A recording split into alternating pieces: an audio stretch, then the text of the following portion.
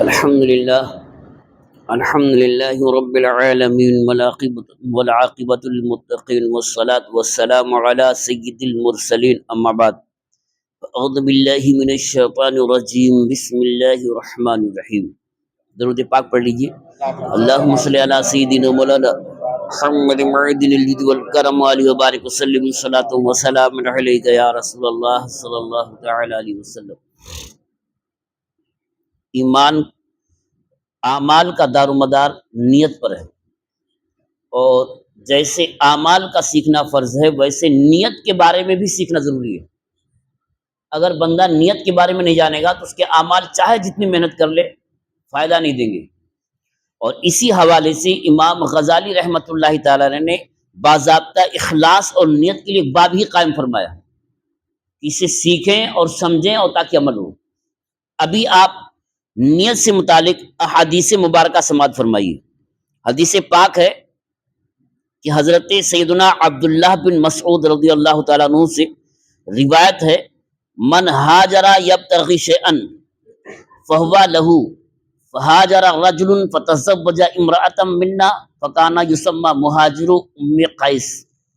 اس کا ترجمہ ہے کہ جو شخص کسی چیز کی طلب میں ہجرت کرے تو وہ اسی کے لیے ہے. ایک شخص نے ہمارے قبیلے کی ایک عورت سے نکاح کرنے کی غرض سے ہجرت کی. یہ فرما رہے ہیں حضرت عبداللہ بن مسعود رضی اللہ تعالیٰ عنہ. تو اس کا نام ہی مہاجر ام قیس یعنی ام قیس کی طرف ہجرت کرنے والا پڑ گیا تھا. جیسے ایک جگہ سے دوسرے جگہ جانے کو ہجرت کہتے ہیں. اپنا گھر بار دولت سب کچھ چھوڑ کر کے دوسری جگہ چلے جانا، اس کے عربی معنی ہوتا ہے ہجرت، چھوڑ کر کے چلے جانا. اور شروع میں ہجرت کرنا فرض تھا. اللہ کے نبی صلی اللہ تعالی وسلم نے جب اعلان فرمایا تو ابتدائی دور میں جب اعلان ہوا تو اللہ کی طرف سے حکم تھا کہ اپنا گھر بار چھوڑ کر کے ایسی جگہ جائیں جہاں تمہیں چین و سکون سے اسلام پر عمل کرنے کی آزادی ہو. تو گھر بار خاندان چھوڑ کر کے جانا معمولی بات نہیں ہے. گھر چھوڑ دینا، خاندان چھوڑ دینا معمولی بات ہے. اب چھوڑ کے جا رہا ہے تو کس کے لیے جا رہا ہے؟ اللہ کے لیے، اللہ کے رسول کے لیے، اسلام کے لیے. پکا جنت میں، سیدھے جنت میں جائے گا. لیکن گھر بار چھوڑا اور کسی کی محبت میں، ایمان ہے لیکن ساتھ میں ایک چیز کی کسی کی محبت میں وہ چلی گئی اس لیے ہم بھی چلے جا رہے ہیں.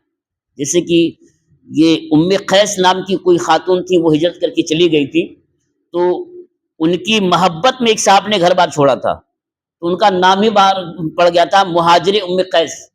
ام قیس کے نام پر ہجرت کرنے والا.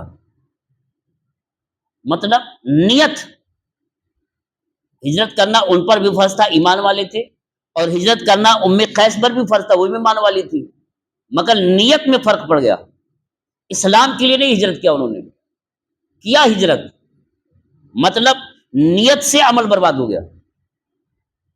اسی طریقے پر اب جو لوگ حج کرنے جاتے ہیں تو حج کرنے کے لیے ایک نیت تو یہ کہ خالص اللہ کی رضا کے لیے حکم ہم حج کرنے جا رہے ہیں، لیکن ساتھ میں کچھ لوگ ایسے بھی جاتے ہیں تاجر ہوتے ہیں، وہاں سے کچھ سونا بھی لے آئیں گے، کچھ اور بھی چیزیں زیور کی شکل میں لے آئیں گے اور یہاں بیچیں گے تو حج کی قیمت نکل جائے گی.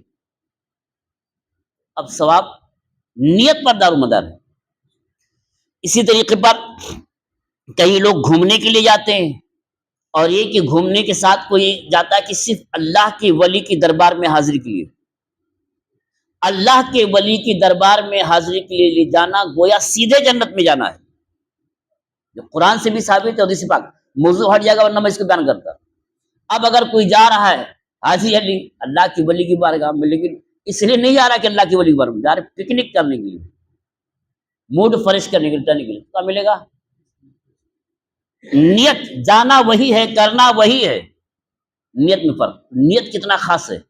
اسی طریقے پر حدیث پاک میں کہ راہ خدا میں مارے جانے والے ایک شخص کو قتیل الحمار کہہ کر پکارا جاتا تھا، کیونکہ اس نے ایک شخص سے اس کا سامان اور گدھا لینے کے لیے قتال کیا تھا.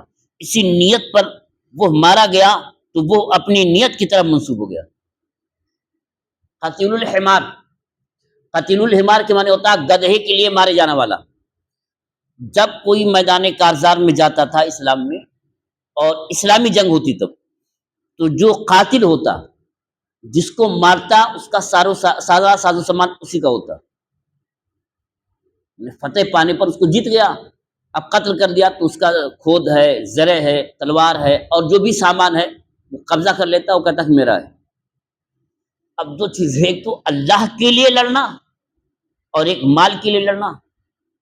ایک آدمی نے اس آدمی کے گدھے کو لینے کے لیے، اس کے مال کو لینے کے لیے لڑائی کیا، اس کو مار دیا میدان کارزار میں، اس کا نام پڑ گیا قتل الحمار، گدھے کے لیے جنگ کرنے والا۔ کام وہی ہے، نیت، اور وہی مارا ہوتا اللہ کے لیے تو گدھا بھی ملتا اور جنت بھی ملتی۔ نیت۔ حضرت شیر خدا کرم اللہ تعالی وجہ الکریم میدان میں لڑائی کر رہے ہیں، بہت بڑا پہلوان، بہت بڑا پہلوان، اس کا مقابلہ ہوا اور اس کے سینے پر سوار ہو گئے، پٹک دیا اس کو زمین پر اور تلوار نکالا، گردن پہ رکھنے والے تھے چلانے کے لیے، تو غصے میں اس نے آپ کے منہ پر تھوک دیا، منہ پر تھوک دیا تو غصہ ایک دم لال ہو گیا۔ اب کیا ہونا چاہیے؟ اور سختی سے مارنا چاہیے، اس کے سینے سے کود کے الگ ہو گئے، ہٹ گئے۔ وہ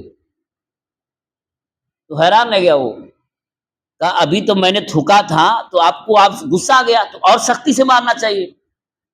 تو فرمایا کہ میں تجھ سے لڑائی جو کر رہا تھا اللہ کی رضا کے لیے، لیکن جب تو نے تھوک دیا تو مجھے غصہ آ گیا، اب غصہ آنے کے بعد انتقام لینے کے لیے جذبہ پیدا ہوا، تو اب اللہ کے لیے نہیں اپنے لیے ہو گیا، اس لیے میں تجھ سے دور ہو گیا۔ کام وہی ہے، دوسرا کام نیت اتنا اہم ہے، نیت کو آپ معمولی نہ سمجھے ہر چیز میں، اور اسی ایک عمل کی بنیاد پر کہ میں لڑ رہا تھا تجھ سے اللہ کو راضی کرنے کے لیے، لیکن اب اپنے عمل اور اپنے نفس کی خواہش شامل ہو گئی تو میں تجھ سے ہٹ گیا، کلمہ پڑھ کے مسلمان ہو گیا۔ سچا مذہب یہ ہے کہ جو واقعی میں ایسا عمل کرنے والا ہو۔ حضرت سیدنا عبادہ بن صامت رضی اللہ تعالیٰ عنہ سے مروی ہے کہ من غزا وہو لا ینوی الا عقالا فلہ ما نوی، اس کا ترجمہ ہے کہ جو شخص صرف ایک رسی حاصل کرنے کے لیے لڑا تو اس کے لیے وہی ہے جس کی اس نے نیت کی تھی۔ میدان کارزار میں اس جہاد جس کو کہتے ہیں وہ خالص اور خالص اللہ کی رضا کے لیے، اسلام کی سربلندی کے لیے اور اللہ کے حکم کو پہنچانے کے لیے لڑنا ہے۔ اب اگر کوئی لڑائی میں شامل ہوا اس لیے کہ ایک رسی میں پالوں گا، لڑوں گا، ماروں گا، رسی مل جائے گی، تو پھر وہ رسی ہی پائے گا، جنت نہیں پائے گا۔ وہ نیت میں فرق ہے۔ حضرت سیدنا ابی بن کعب رضی اللہ تعالیٰ عنہ فرماتے ہیں میں نے ایک شخص سے مدد چاہی جو میرے ساتھ مل کر جہاد کر رہا تھا، تو اس نے کہا جب تک تم میرے لیے کچھ اجرت مقرر نہیں کرو گے تو میں تمہاری مدد نہیں کروں گا۔ چنانچہ میں نے اس کے لیے کچھ اجرت مقرر کر دی، پھر اس کے متعلق بارگاہ رسالت میں عرض کی تو نبی کریم صلی اللہ تعالی وسلم نے ارشاد فرمایا اس کے لیے دنیا اور آخرت میں وہی کچھ ہے جو تم نے اس کے لیے مقرر کر دیا۔ اب دیکھیے نا، جنگ میں جا رہے ہیں، لڑائی ہو رہی ہے، اور ایک سے کہا کہ تم میری مدد کر دو۔ المؤمنون کلہم اخوہ، مسلمان سب کے سب بھائی ہیں۔ اب جنگ میں جائیں تو اپنے آپ کو فوقیت دینا، اپنے اوپر فوقیت دینا اسلام مسلمان کو مدد کرنے میں، یہ نہیں دیکھنا کہ فلاں صاحب، اب وہ کہہ رہا کہ اگر آپ مجھے پیسہ دیں گے تب ہم مدد کریں گے۔ اب ان کو ضرورت تھی، جہاد میں لڑائی کے موقع پر ضرورت تھی، امداد کی ضرورت تھی، کہا ٹھیک ہے میں تجھے اتنا پیسہ دوں گا، میری مدد کر دے۔ مدد کیا، آپ کا کام پورا بھی ہوا، جہاد میں لڑائی کر کے بھی جیت کر کے بھی آئے، اور پیسہ آپ نے دیا۔ پھر نبی کی بارگاہ میں عرض کیا کہ حضور لڑائی کے موقع پر اس نے ایسی اجرت رکھا تھا مجھ سے، فرمایا دنیا اور آخرت میں وہی پیسہ اس کے لیے ہے اور جنت میں کچھ بھی نہیں ملے گا۔ بات نیت، کسی بھی چیز کو کرنے سے پہلے آدمی کو نیت کر لینی چاہیے، نیت کرنے پہ یقین جانے کہ وہی کام کرنا ہے اور جنت حاصل کرنا ہے، اور نیت نہ رہے وہی کام کرے گا محنت اور فضول کا کام ہوگا۔ جیسے ایک عورت اپنے شوہر کے لیے سب کچھ کر رہی ہے، مگر مقصد کیا ہے؟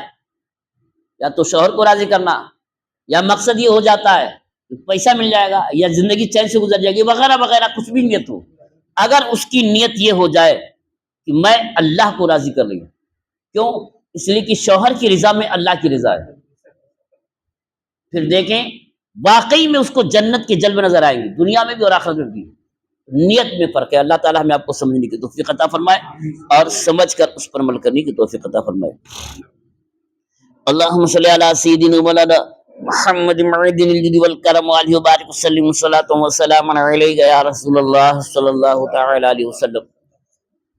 یا اللہ یا رحمان یا رحیم، ہم لوگوں نے جو کچھ پڑھا اور سنا اسے پڑھنے اور سننے سے زیادہ سمجھنے اور سمجھ کر اس پر عمل کرنے کی توفیق عطا فرما۔ یا اللہ ہمارے ماں باپ کی اور اپنے محبوب کی امت کی مغفرت فرما۔ یا اللہ ہمیں جو بیمار ہونے بیماریوں سے شفا عطا فرما۔ یا اللہ ہمیں جو مقروض ہونے والے قرض سے سبکدوشی عطا فرما۔ یا اللہ ہمیں جو تنگ دست میں خزانہ غیب سے کشادہ رزق واسع حلال طیب طاہر عطا فرما۔ سبحان ربک رب العزت عما یصفون وسلام علی المرسلین والحمد للہ رب العالمین۔ آمین آمین، بحق لا الہ الا اللہ محمد رسول اللہ صلی اللہ علیہ وسلم۔